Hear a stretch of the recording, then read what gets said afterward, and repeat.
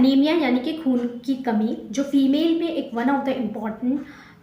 Medical condition हम कह सकते हैं। और जनरली इसे टॉपिक को डिस्कस करने का मकसद ये है क्योंकि जनरली फीमेल उसे अवॉइड करती हैं कि अगर एनीमिक जैसी कंडीशन है पेशेंट को जनरली ये सिम्टम बहुत कॉमनली आते हैं कि जो जनरली जो दिन भर का काम है वो करने अगर थोड़ा सा भी काम है उसके बाद उसको हाफी आने लगती है, थकान होने लगती है, हल्का हल्का ब्लैकआउट्स, आँखों के चारों तरफ धुंधलापन या चक्कर आने। तो वो जनरली सोचते हैं कि शायद हम थक गए हैं, टायर्ड हो गए हैं घर के को से या काम करते करते, तो वो उस चीज़ को अवॉइड करते हैं। तो ऐसा नहीं है। अगर आपको इस तरीके के सिम्टम आते हैं कि आपको धुंधलापन दिख रहा है या फिर चक्कर आ रहे हैं या फिर जनरली बहुत टाइम से रह रहा है और देखा जाता है कि पेशेंट कहते हैं कि मैं थोड़ा सा भी चल लेती हूँ तो थकान हो जाती है या सांस फूलने लगती है, तो ये अनीमिया के लक्षण हो सकते हैं। तो आपको सबसे पहले अगर ये लक्षण आते हैं तो आपको अपना हीमोग्लोबिन सीबीसी आपको अपना जो है चेक ज़रूर कराना है। तो जनरली मोस्टली लेडीज़ में ये जो है दिखता है, इसलिए एक तो वन ऑफ द कॉज है कि मेंस्ट्रुअल जो ब्लड लॉस हो जाता है महीने का माहवारी, तो जो पीरियड्स हैं तो उस दौरान जो ब्लड लॉस होता है तो उसके बाद जो महीने में पेशेंट को उसके बाद बहुत ज़्यादा कमज़ोरी या फिर उनकी जो लाइफस्टाइल है उसमें फेस ऐसे आते हैं कि जो जनरली देखा जाता है कि डिलीवरी के बाद, प्रेगनेंसी के बाद तो अनीमिया की कंडीशन उनमें डेवलप हो सकती है और ये सिम्टम आते हैं तो जनरली आपको अवॉइड नहीं करना है, अपना टेस्ट सबसे पहले कराना है। और हीमोग्लोबिन जनरली अगर 11-12 के मतलब आपका अंदर ही होना चाहिए, 12 के ऊपर ही होना चाहिए, 12 होना चाहिए। अगर उससे कम हीमोग्लोबिन है तो उसे इग्नोर ना करें। जनरली इन द फीमेल और मेल्स में जनरली से 13-14 इस तरीके के हो सकता है। तो अगर और बहुत सारे जैसे मेल्स में भी हैं तो उनमें देखा जाता है कि कोई बीमारी हो गई थी, टाइफाइड हो गया था, डेंगू मलेरिया या कोई क्रोनिक इशू या एक्सीडेंट या कोई ऐसी भी कंडीशन आती है कि कई बार कोई एंजाइटी डिप्रेशन जैसी कंडीशन या फिर घर में कुछ ऐसे ग्रीफ स्टेज थे या फिर ऐसा मतलब दुखद समाचार के बाद तो पेशेंट ने खाना पीना कम कर दिया था, भूख कम हो गई थी, उसके बाद भी एनीमिया की कंडीशन डेवलप हो सकती है। तो हीमोग्लोबिन आपका लो हो सकता है। तो ये ध्यान रखना है कि अगर सबसे पहले अगर ये कंडीशन आते हैं, ये सिम्टम आते हैं तो सबसे पहले अपना फर्स्ट टेस्ट जो है सीबीसी कराना है, विद ESR भी आप अपना करा सकते हैं। तो आपके ब्लड काउंट्स और हीमोग्लोबिन पता चल जाएगा। तो अगर आपका हीमोग्लोबिन लो आता है तो बात करते हैं, पेशेंट बोलता है कि आयरन टैबलेट। तो जनरली होम्योपैथी में आपको किस तरीके से, अगर आपका हीमोग्लोबिन, हमारे पास बच्चियां आती हैं जनरली प्यूबर्टी एज की, उनके पेरेंट्स लेके आते हैं कि इसको या फिर ऐसी फीमेल्स होती हैं 30 to 35 पीरियड्स के एज की जो होती हैं, उनका जो एक रिप्रोडक्टिव एज होते हैं तो उस दौरान जो है हीमोग्लोबिन लो की कंडीशन होती है, ये सिम्टम लेके आती है। तो हम हीमोग्लोबिन सीबीसी देखते हैं तो वो उनका हीमोग्लोबिन लो आता है तो पेशेंट जनरली उसको अवॉइड कर रही होती है। बट हम जनरली जो उसके साथ अगर पेशेंट आ रहा है कि हेयर फॉल का इशू आ रहा है तो सबसे बड़ा कारण उसमें क्या होता है कि हेयर फॉल हो रहे हैं, भाई मुझे बाल झड़ रहे हैं, तो हम उसका सीबीसी टेस्ट कराते हैं तो हीमोग्लोबिन जनरली लो मिलता है। तो अगर आपका हीमोग्लोबिन लो है, आपके शरीर में खून की कमी है, तो आपको हेयर फॉल जैसे सिम्टम, ये सब सिम्टम या स्किन एलर्जी या अदर टाइप ऑफ एलर्जी या रिपीटेडली फीवर, ये सब कंडीशन भी डेवलप हो सकती है। तो ये ध्यान रखना है, हीमोग्लोबिन अपना सबसे पहले आपका हीमोग्लोबिन ठीक होना चाहिए। तो हीमोग्लोबिन मैंने जैसे बताया कि फीमेल का 12 या 13 के मतलब ऊपर होना चाहिए या मेल का 14-15 के ऊपर मतलब तक होना चाहिए। और अगर उससे कम आ रहा है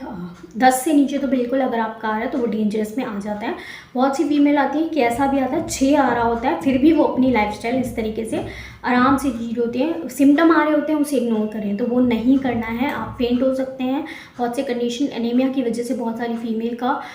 जो है बहुत सारा ऐसा लॉस हो जाता है जो कि इनका इरिवर्सिबल होता है। ठीक है, तो क्योंकि रिप्रोडक्टिव एजेस में अगर है तो आगे आपको प्रेगनेंसी में भी दिक्कत हो सकती है। तो हीमोग्लोबिन ज़रूर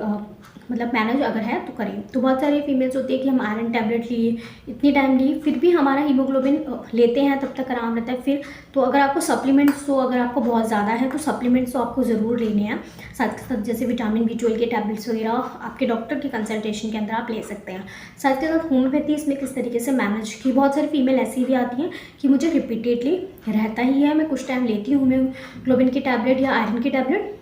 बट दोबारा से फिर ये कंडीशन हो जाती है या एक्यूट कंडीशन में हुआ है, तो किस तरीके से होम्योपैथी इसमें मदद करती है। तो आज एक इसी रिगार्डिंग सिर्फ एक होम्योपैथिक मैं आपके मेडिसिन डिस्कस करूँगी जो कि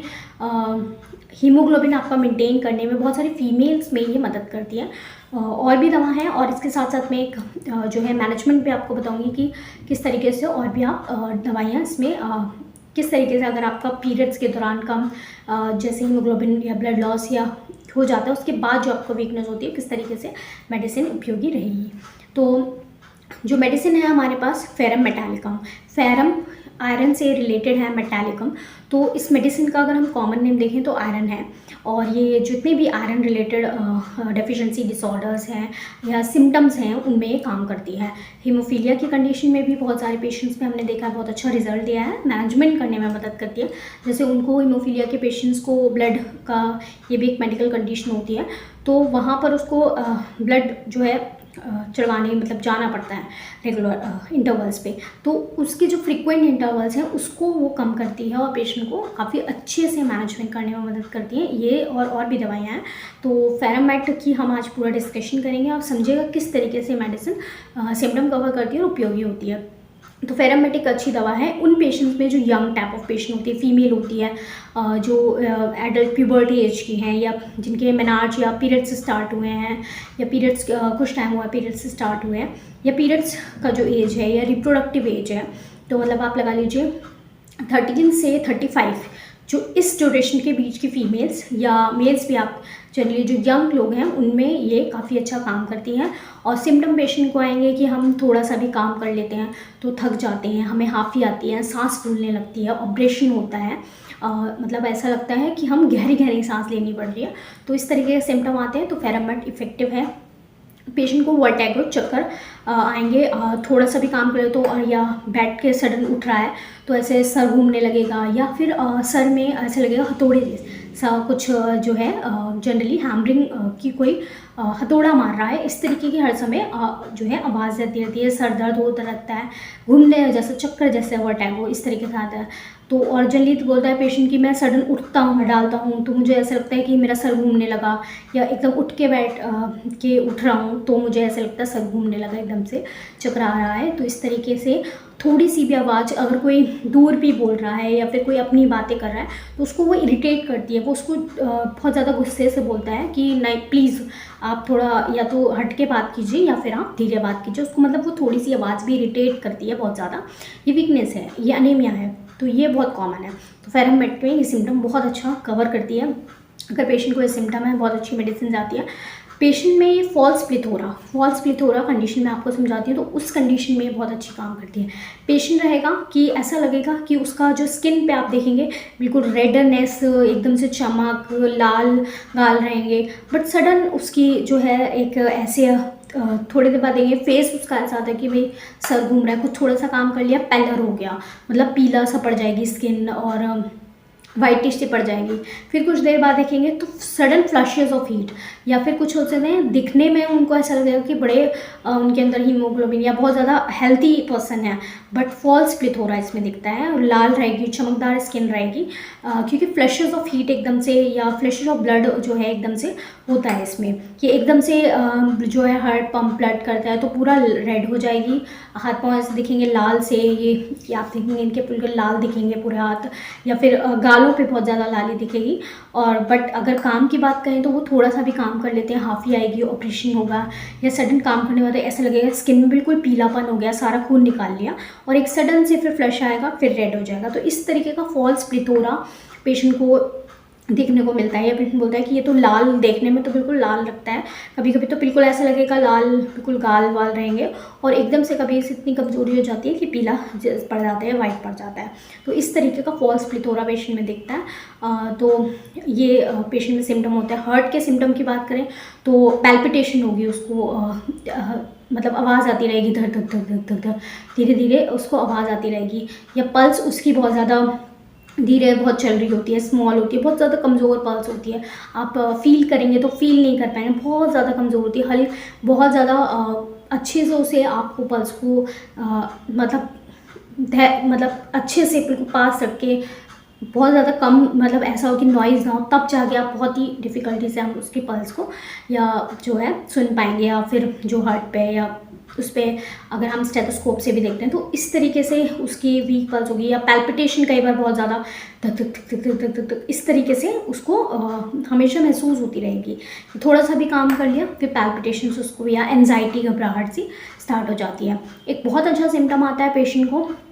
कि जैसे ही मैं कभी नदी के किनारे या सड़क मतलब सॉरी नदी के या बहता हुआ पानी देखता हूँ तो उस वो मैं नहीं देख सकता, मुझे चक्कर से आने लगते हैं। तो इस तरीके का पेशेंट, बहुत से पेशेंट में ये सिम्टम होता है, बहुत सारी फीमेल्स में ये सिम्टम दिखता है कि भाई मैं ब्रिज क्रॉस नहीं कर सकती क्योंकि मुझे चक्कर आता है। तो इस तरीके का सिम्टम अगर पेशेंट में दिख रहा है कि मैं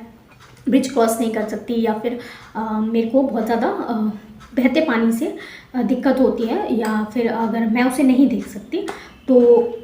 इस तरीके का सिम्टम आता है, तो मे बी अनेमिक का एक बहुत ही प्रोमिनेंट सिम्टम है। फेरामेट इज़ अ गुड मेडिसिन। अगर हम जैसे कॉन्स्टिट्यूशन मेडिसिन या